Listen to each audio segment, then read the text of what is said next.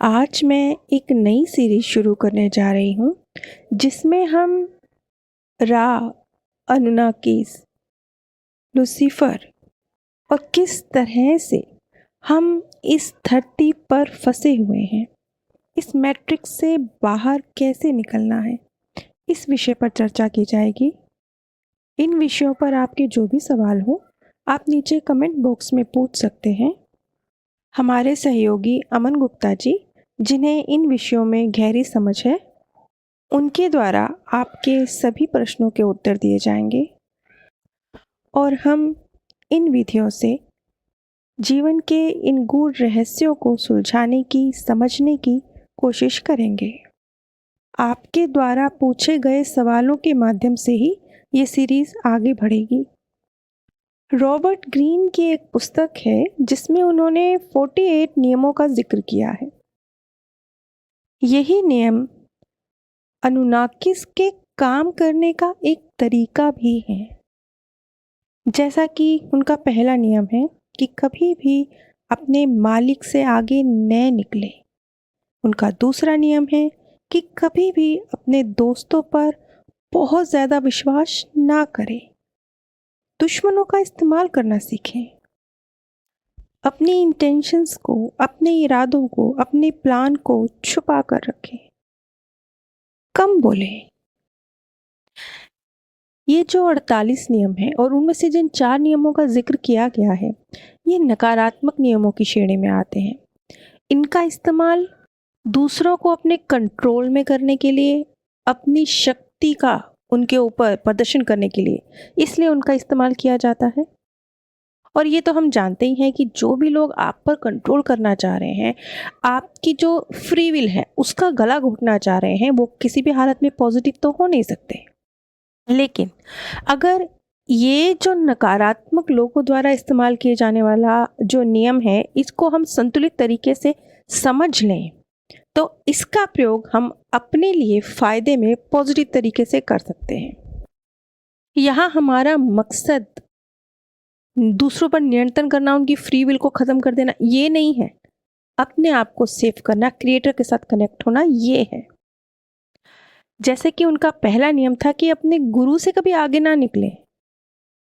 इसका प्रयोग आप इस तरह भी कर सकते हैं कि जो हमारे गुरुजन हैं, उनके मार्गदर्शक को हम बहुत प्रेम से, सम्मान के साथ स्वीकार करें। उनका जो योगदान है हमारी लाइफ को पॉजिटिव बनाने में, इसके लिए उनका शुक्रगुजार रहें। उनकी दी हुई शिक्षा से अपने आप को सुरक्षित महसूस करें। अगर पॉजिटिव तरीके से इस नियम का इस्तेमाल किया जाता है, तब जो दो गुरुओं के और शिष्य के बीच में, ये हर तरफ से, ये सिर्फ गुरु शिष्य की बात नहीं है, जहाँ से भी आप कुछ पॉजिटिव, अच्छा, कुछ कल्याणकारी, हितकारी सीख रहे हैं, तो ये आपस में जो एक सम्मान है और समर्थन है, प्रेम है, उसे बनाए रखेगा। लेकिन अगर इसी का इस्तेमाल नकारात्मक तरीके से, जैसे कि किया भी जाता है नकारात्मक लोगों द्वारा, तो वो कैसे होगा? नकारात्मक लोग इसी नियम का इस्तेमाल अपने गुरु की उपलब्धियों को, उनकी प्रतिभा को, उनके ज्ञान को रोककर, उसका दुरुपयोग करके अपने फायदे के लिए उस चीज़ का इस्तेमाल करना शुरू कर देंगे, जैसा कि आजकल हो भी रहा है। आप YouTube पे ऐसी बहुत सारी वीडियोस देखेंगे जहां आप देखेंगे कि जो बहुत सुंदर ज्ञान है, जो हमारे धर्म ग्रंथों से निकल के आया है, उसे पैसा कमाने का जरिया बनाया गया है। बहुत ही मतलब जैसे इस चीज़ के पक्ष में भी एक बात की जाती है। ये अक्सर आपको सुनने को मिलेगा कि क्या जो व्यक्ति ज्ञान से जुड़ा है उसका धन कमाने का उसको हक नहीं है? बिल्कुल है, लेकिन कितना? आप कहते हैं कि आप कथा द्वारा जन कल्याण कर रहे हैं, जो कि बहुत अच्छी बात है, लेकिन क्या इसके लिए 4 लाख, 5 लाख, 10 लाख आपको लेना होगा? आप एक निश्चित ज़रूरी अमाउंट 20, 25, 30 हज़ार में भी वो कार्य कर सकते हैं। लेकिन यहाँ एक ज्ञान का दुरुपयोग किया जाता है उन लोगों द्वारा जो चीज़ों को नकारात्मक तरीके से, अच्छी चीज़ों का भी नकारात्मक तरीके से प्रयोग करते हैं। ये चीज़ तो आजकल आपको हर जगह देखने को मिल जाएगी। हर जगह बहुत बड़े बड़े झूठे प्रॉमिस करके बहुत बड़ी बड़ी धनराशियाँ ऐंठी जाती हैं। जिन कार्य को आप 10, 15, 20 हज़ार में कर सकते हैं, उसके लिए आपसे 10, 15, 20 लाख मांगे जाते हैं। और जब इस तरीके से होता है तो इसका प्रभाव क्या पड़ता है? ठीक है, अभी नहीं नज़र आ रहा, लेकिन अगर ये चीज़ें ऐसी ही चलती रहीं, लॉन्ग टर्म चली तो क्या होगा?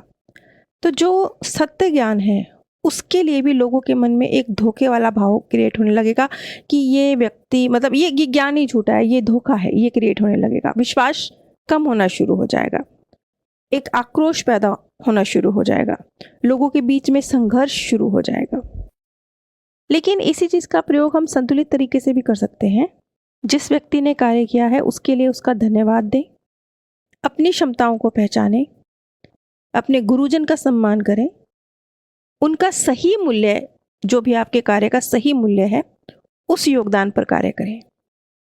रॉबर्ट ग्रीन का जो शक्ति का दूसरा नियम है कि अपनी प्रतिष्ठा पर, उस पर बहुत कुछ निर्भर करता है, उसको सुरक्षित बनाए रखें। अब स्वाभाविक है, प्रतिष्ठा को बनाए रखने के लिए तो प्रतिष्ठापूर्ण कार्य ही तो करने पड़ेंगे। अपनी ईमानदारी को बनाए रखने के लिए ईमानदारीपूर्ण कार्य ही करने पड़ेंगे। और जब आप ईमानदारी पूर्ण तरीके से काम करेंगे तो सफलता के दरवाजे भी खुलेंगे, आपको नए अवसर भी मिलेंगे। लेकिन कई बार ईमानदारी का इस्तेमाल नहीं किया जाता ना। जो व्यक्ति हकीकत में नहीं होता उससे विपरीत अपनी छवि बनाकर वो आप लोगों के सामने प्रस्तुत करते हैं। जितनी क्षमता नहीं है उससे अधिक अपने आप को क्षमतावान दिखाने की कोशिश करते हैं। जितना ज्ञान नहीं है, जो नहीं कर सकते हैं, उसमें अपने आप को महारथी दिखाने की कोशिश करते हैं, जैसा कि आजकल यूट्यूब पर होता है। और जब आप ऐसा करते हैं कि आप बहुत एक्स्ट्रा ऑर्डिनरी क्लेम करते हैं, लेकिन उसका कोई एक्स्ट्रा ऑर्डिनरी एविडेंस प्रस्तुत नहीं करते, जैसे उदाहरण के तौर पर कई वीडियोस में आपको मिलेगा सुशांत सिंह की आत्मा से बात की, लेकिन फिर आप ध्यान से देखिएगा, कहीं पर भी कोई नई बात नहीं की जाएगी।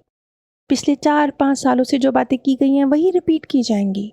जो असली सवाल है कि अच्छा अगर कत्ल हुआ तो कातिल कौन, उसका जवाब नहीं दिया जाएगा।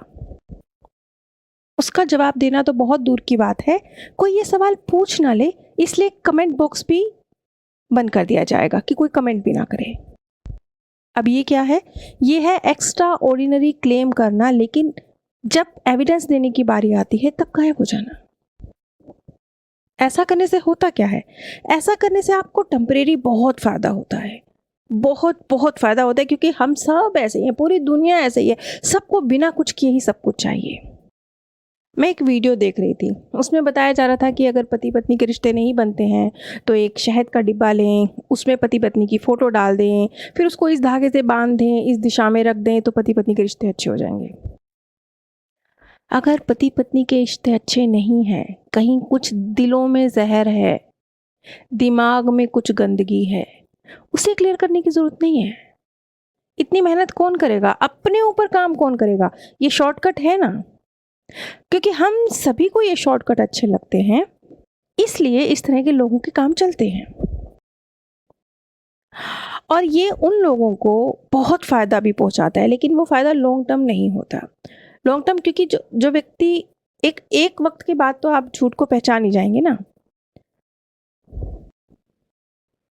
और जब आप ऐसा करते हैं तो इसका लॉन्ग टर्म रिजल्ट क्या होता है कि व्यक्ति गलत लोगों पर तो भरोसा कर लेता है, उनसे धोखा खा लेता है, उसके बाद उसका क्रिएटर पर से, परमात्मा पर से ही विश्वास उठने लगता है। उसका ये रिजल्ट निकल के आता है। और तब क्यों? क्योंकि तब इंसान ये भूल जाता है कि वो बिना कुछ किए बहुत कुछ हासिल करने के चक्कर में इन लोगों के जाल में फंसा था।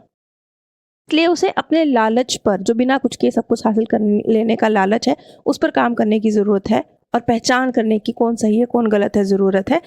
क्रिएटर पर ब्लेम करने की ज़रूरत नहीं है। अब इस चीज़ के लिए एक संतुलित रूप से अगर कार्य किया जाए तो आप ऐसे कर सकते हैं कि आप एक पारदर्शिता बनाए रखें। गलतियां हो जाती हैं, सबसे हो जाती हैं, उनमें सुधार करें, उनकी जिम्मेवारी लें, ताकि वो जो विश्वास है वो लंबे अरसे तक बना रहे, हमेशा बना रहे। तीसरा नियम है कि अपने जो शत्रु हैं उसे पूरी तरह फिनिश कर दीजिए। अब यहाँ पर जहाँ तक मैं समझ पा रही हूँ, शत्रु बाहरी नहीं है, शत्रु आंतरिक है। आपका डर, आपका सब पर संदेह करना, आपके नकारात्मक आदतें, ये शत्रु अंदर बैठे हुए हैं। इन पर विजय हासिल करनी है, इनके साथ संघर्ष करना है। लेकिन कोई नकारात्मक व्यक्ति होगा तो वो इस चीज़ का प्रयोग भी नकारात्मक तरीके से करेगा। वो जो भी उसके विरोधी हैं, चाहे वो कितने ही सही क्यों ना हो, उनका ख़त्म कर दो। उनको नुकसान पहुँचाओ। अपने गलत प्रोडक्ट को भी अच्छा कहकर उसको प्रमोट करो और जो व्यक्ति सही भी है उसको झूठा कहकर समाज में फैलाओ। तो वो उनको नुकसान पहुँचाने के लिए इसी नियम का प्रयोग करेगा। और जब ऐसा होगा तो आप खुद सोच लीजिए कि 2 इंसान अपने बीच में किस तरह के 2 इंसान नहीं होंगी। वही एक इंसान कितना गलत कार्मिक अकाउंट क्रिएट कर रहा है जो अपने शत्रु को गलत तरीके से उसको हानि पहुंचा रहा है। अपने ऊपर काम नहीं कर रहा, अपने अंदर के भय को, संदेह को, वो जिसको ख़त्म करना था उस पर काम नहीं करा। बाहरी शत्रु को, वो बेचारा सही भी था तो भी उसे दबाने की, गलत प्रूव करने की कोशिश करी, तो उस व्यक्ति ने कितना अपना नेगेटिव अकाउंट बना लिया। अब इस चीज़ को इस्तेमाल करने का एक संतुलित तरीका ये है कि बाहर की दुनिया में भी जो शत्रु हैं और चाहे वो अंतर्मन की दुनिया में है, दोनों के ही प्रति निष्पक्ष रहें। कुछ ऐसी कोशिश करें कि जो आज आपको शत्रु लग रहे हैं वो आपके सहयोगी बने। एक समझ और एक सहानुभूति, इसका सहारा लें। और अगर एक प्रैक्टिकल बात की जाए तो ये भी सही है कि अगर आप बहुत ज़्यादा अपने किसी शत्रु पर ध्यान देने लगेंगे तो आप अपनी जीवन की जो उन्नति है उससे ध्यान हटा लेंगे, क्योंकि आप नेगेटिव दिशा में अपने ध्यान को लेकर जा रहे हैं। और अगर आप अपने जीवन में तरक्की करते हैं तो आपका शत्रु तो अपने आप ही, अगर वो गलत है, उसका विनाश तो अपने आप ही हो गया। और रॉबर्ट ग्रीन की पुस्तक में ही उनके 48 नियमों में से एक नियम है।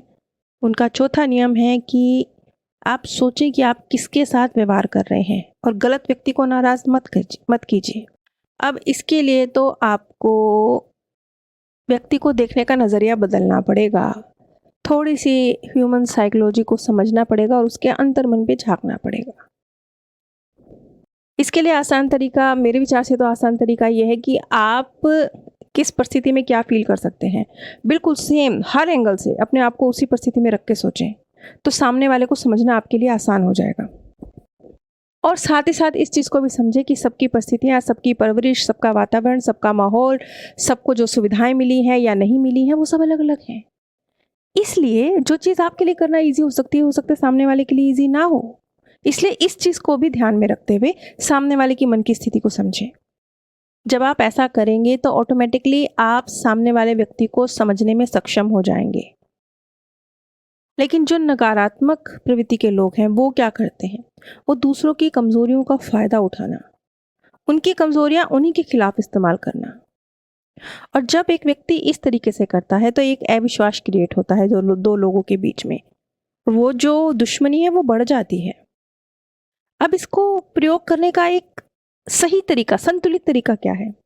संतुलित तरीका यह है कि आप जिन भी लोगों के साथ बातचीत करते हैं उनकी ताकत और उनकी कमजोरियां, उनके प्रति जागरूक रहें, लेकिन इस चीज़ का इस्तेमाल उनका शोषण करने के लिए नहीं, बल्कि उनके साथ आपके रिश्ते बेहतर हो जाएं, इसके लिए करें। कुल मिला के दूसरों को समझें, लेकिन इसलिए नहीं कि उनका शोषण कर सकें, उनका इस्तेमाल कर सकें। रॉबर्ट ग्रीन द्वारा बताए गए इन 4 नियमों का, जिनका जिक्र मैंने आप सभी के साथ किया है, इसकी रूपरेखा हमारे सहयोगी अमन गुप्ता जी द्वारा तैयार की गई है। अगर आपके मन में जो समाज में जो भी घटना चक्र चल रहा है, आप यदि यहाँ फंसा हुआ महसूस कर रहे हैं, परमात्मा कहाँ है, क्या कर रहे हैं, क्या लूसीफर या अनुनाकिस इतने पावरफुल हैं, क्या क्रिएटर कमज़ोर हैं, कैसे हम क्रिएटर से कनेक्ट हों, क्या इस जीवन मरण के चक्र से हम बाहर निकलेंगे तो कैसे, क्या हम बार बार जन्म लेते रहेंगे, क्या परमात्मा ने ऐसी सृष्टि की रचना की है, क्या दुख तकलीफ के बिना ह्यूमन लाइफ संभव नहीं। समाज में पैसे का इतना महत्व हो जाना, इतनी डुअलिटी हो जाना, ये सब चीज़ें क्यों क्रिएट हो रही हैं, इनके पीछे रीज़न क्या है, क्यों है, और क्यों और कब परमात्मा इंटरफेयर करेंगे और इन सब चीज़ों को सॉर्ट आउट करेंगे, समाप्त करेंगे। इसी तरह के और ढेरों सवाल अगर आपके मन में भी आते हैं तो आप नीचे कमेंट बॉक्स में पूछ सकते हैं, और हमारे सहयोगी अमन गुप्ता जी, जिनके द्वारा ये आर्टिकल आप सभी के साथ शेयर किया गया है, सिर्फ आवाज़ मेरी है, अमन जी द्वारा आपके सभी सवालों के सब जवाब आपको डिटेल में दिए जाएंगे। आप सभी पर परमात्म सौंदर्य, प्रेम और आनंद सदैव बरसता रहे। आप सभी दिव्य परम धाम में स्थान प्राप्त करें। आज मैं एक